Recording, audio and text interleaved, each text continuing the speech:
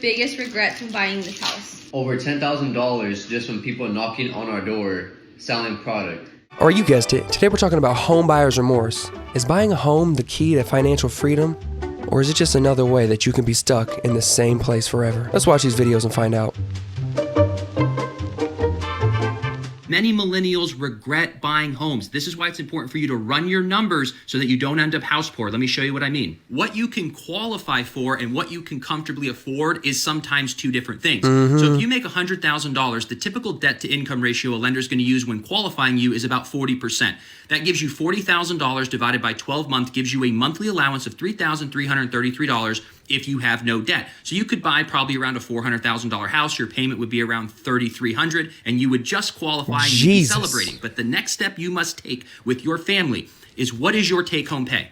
If you make $100,000, your take-home pay is around what? $6,200? If your house payment without utilities or anything is $3,300, that is 53% of your net pay. Too much. This is where you're creeping into the house poor area, and you don't want to be there. But I understand your frustration because you're like, hey, I make $100,000. How can I find anything for under $400,000? Because back in the day, the financially responsible thing to do was to have your house payment be about 30% of your net. But if that were true for someone making $100K today, they would have to buy a $240,000 home, which doesn't really exist in most places. So I understand your frustration. It totally does exist. When you sit down with your lender, also sit down with your family, talk with your lender, and look at your net pay so that you don't end up house poor and you can actually enjoy the home you're purchasing. No, but for real, he's spitting facts. Just because you can afford a Lexus doesn't mean you should get a Lexus. You know what I'm saying? Same goes with the house. And just because it's an appreciating asset doesn't mean that it's going to be smart to buy a $400,000 house either. You could buy that $400,000 house and think shit is all sweet and then watch that roof go. Watch that HVAC go, okay? No, but for real, what made me want to make this video in the first place is me and my girl were just re-signing our lease on this apartment, and we were on the brim of, are we going to buy a house at this point, or are we going to re-sign the lease? And as much as we want to buy a house, the prices and whatnot, and you know, ideally when we're looking at houses, what I want to get is usually right around $300,000 is what I see of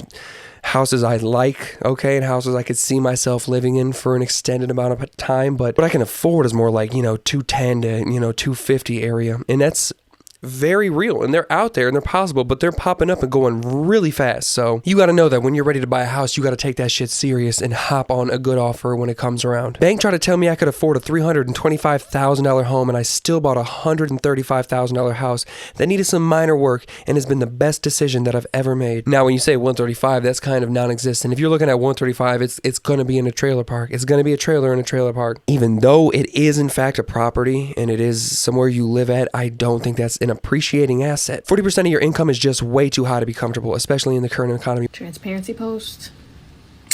I regret buying a house. I regret it a lot.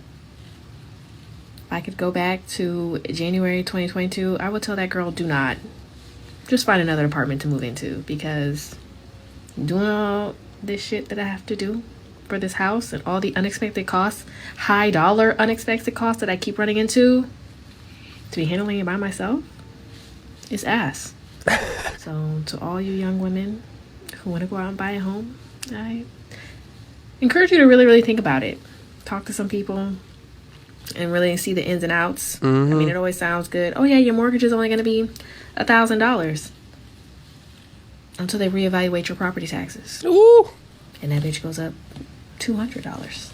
You know, it's trash. It feels like you were sold a false dream. You told me that this is what my mortgage was going to be. It's what my payment was going to be every month. And how are you telling me 12 months later it changes to $300 more a month? That is a vast difference. First comment says, as a single woman, I will not buy a house. It's an investment when you have help. Exactly. Smart. Don't do it unless you can afford vendors. Afford vendors? What does he mean? Like HVAC and electrical people? I am a single mom. I bought a multifamily.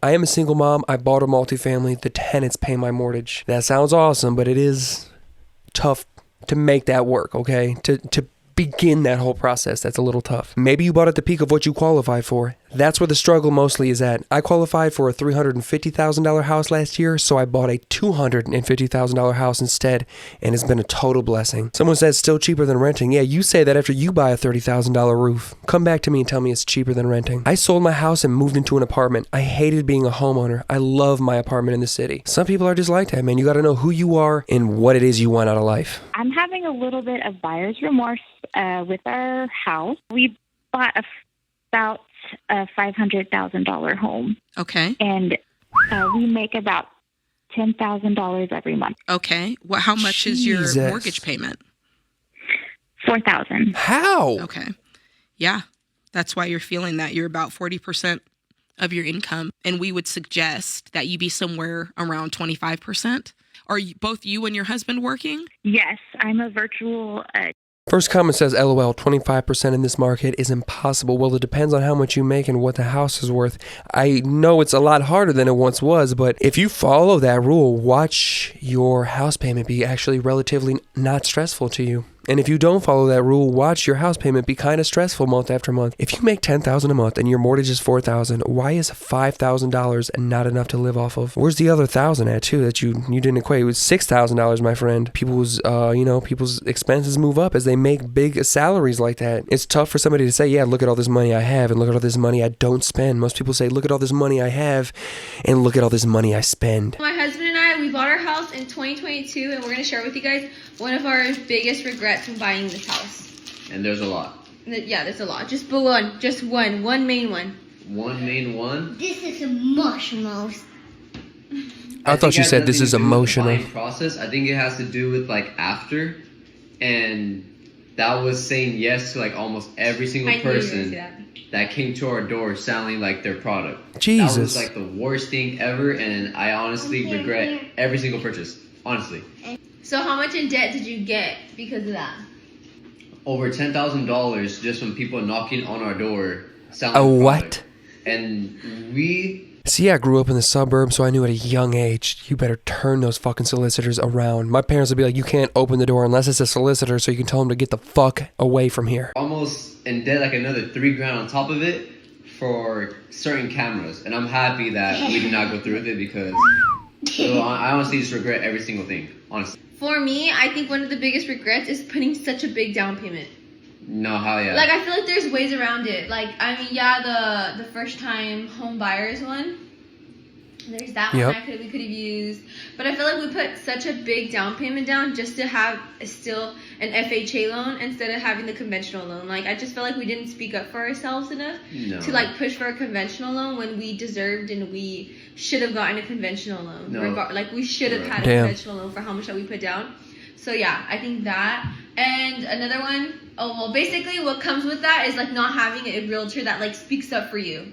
That's something that, like, I would have pushed harder for. No, yeah. I mean, at the time, dude, like, we were super young. Like, I was 19 and you were 18? 18. So, we were like, we had no idea. Yeah, they might have not have really been backing you up and being your voice and really helping you through that process. They were probably trying to push you through that process to get their check. We had no idea what we're doing. I think we're already like in a tough position where we wanted to get out already.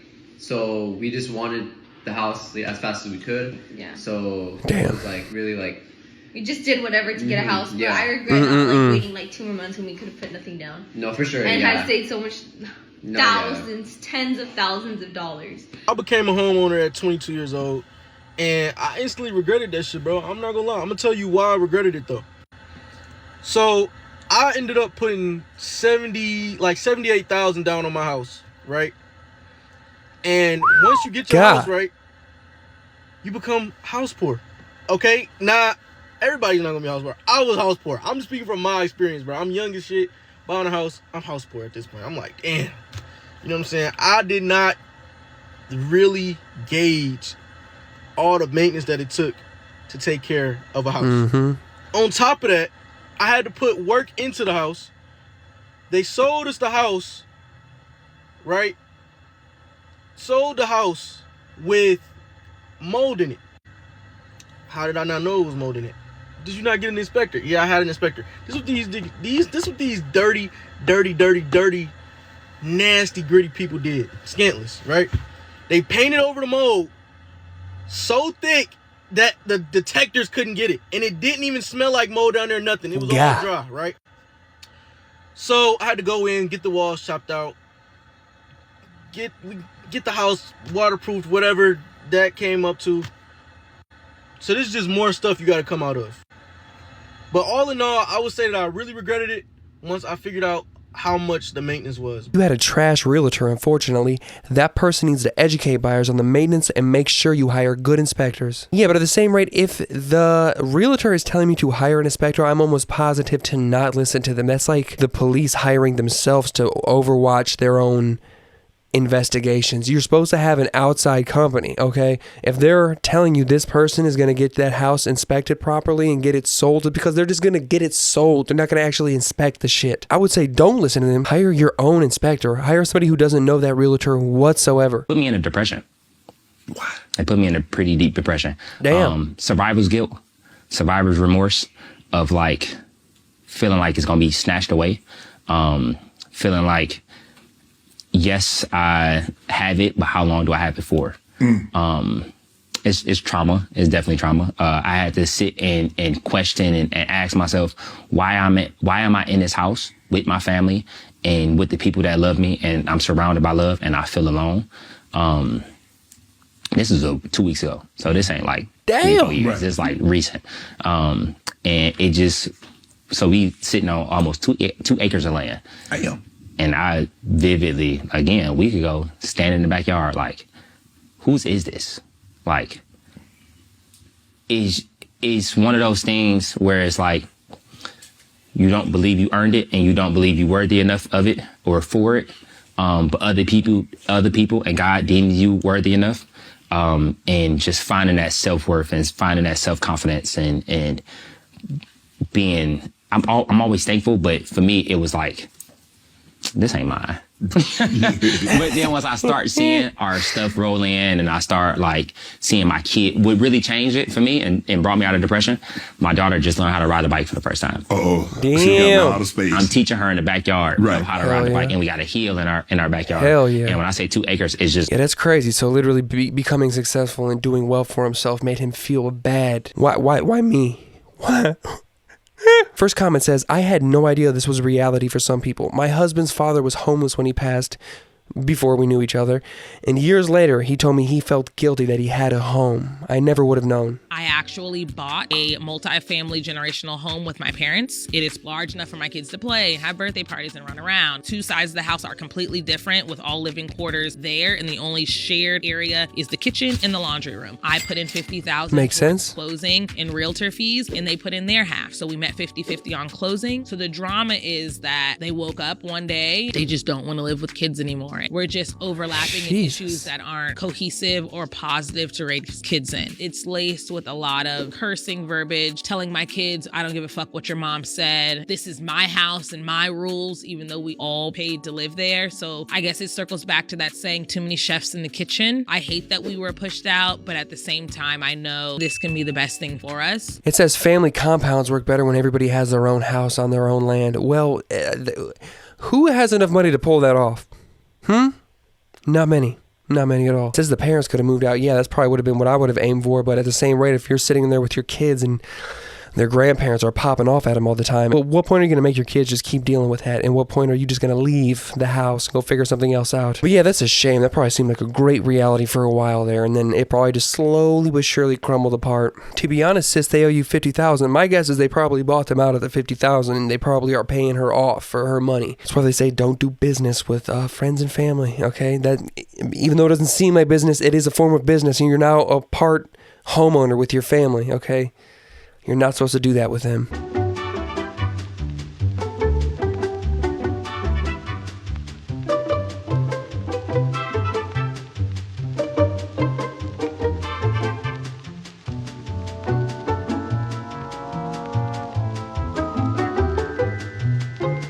So I guess when you're about to buy a house, you shouldn't be making any other large payments or doing any other large, loans or any other large credit checks. You should pretty much just chill for the whole year you're going to buy a house. My realtor would tell me almost every day not to buy anything. She had me scared to buy food. Lenders run your credit score one more time the day of closing to make sure that stuff like this wasn't done. You could lose your loan because of it. That would crush my little soul. You were so ready to move in, and at the closing table you're going to sign that final paperwork and they tell you, nah, you financed a new fucking pogo stick. We're not selling you this shit, Jerry. Why do people get so offended when I say that I don't want to buy a house? But can we talk about it? Let's talk. Listen, I couldn't stitch or do edit, so I had to screen record her video. But let me tell y'all, I don't want just a house, okay? I don't want to be in a neighborhood with an HOA that can tell me what I can and cannot have in my yard and what I can and cannot do with the house that I'm paying mortgage and taxes on. That's not the type of house that I want. Yep. I want my forever home, okay? I want the 10 acres where I can build my forever home and build an attached apartment for my daughter to have a place of her own if she wants to just live with me and come back home at any time and have her own space. That's the type of house that I want. That type of house has cost a lot of money. To get that land, it's costing money. And right now, I don't have it, but I'm working towards it. So it doesn't mean that in the future, I won't have the house that I want. I just don't want the houses that y'all are trying to get me to get. I feel like why people are pushed to do that, though, is so you start earning equity in one way or another, because the whole time that you are renting at an apartment, you're just not building equity in anything, okay? So, yeah, even if it's not the house you love or the house you want to live at forever, the reason people want to push you to get the starter home is so now your monthly payments are building you equity. So then now in a couple years when you're sick of this house, you can now take your equity in that house and put it towards the down payment in the next house. Now, I say that, but I'm still somebody who's renting, so I know this shit is easier said than done. I know this. Exactly. People be so quick to think having a house is the American dream. Right, a $500,000 home with neighbors you can throw a fucking rock at. Skip me with the bullshit. You are not buying a house. You are buying the right to live in a house and pay the bank. So people need to stop saying, oh, I bought a house, I own my house. You can't, no. You don't own anything someone can take from you. And you did not buy the house. The only time you can say you own your home is if you have no mortgage. Even then you don't own it, because if you don't pay property taxes, they can still take it from you.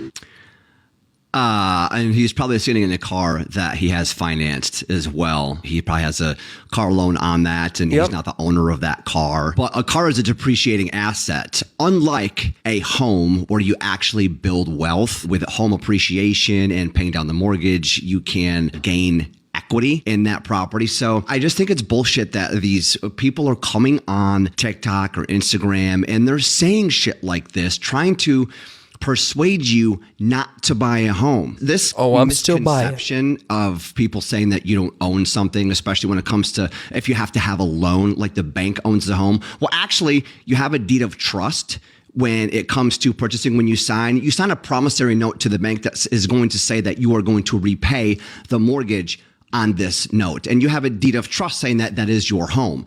So that is your home. You can make any alterations to that home. You don't have to ask the bank to do certain things. Now, you may have an HOA that you have to get some approvals to do some things to the yard or whatever, but that's your home. You can do whatever you want with it. You have to make payments, just like anything. A loan is a tool to help you acquire property. And if you don't have all of the cash to purchase a property in full, then the bank loan or a mortgage is a tool to purchase a property to help you. He's literally stating facts, but he's also the mortgage guy, okay? So he loves nothing more than to put people in mortgages, okay? He loves to make people monthly payments. So I'm not telling you he's lying here, but what I'm telling you is be weary of what he's saying, because he's the number one guy that's going to stand to benefit when you buy a house. Now, if you want to benefit in life, what I would do if I were you is I would click this video right here. This is what YouTube thinks you want to watch next, okay? This is what YouTube thinks you should watch next, okay?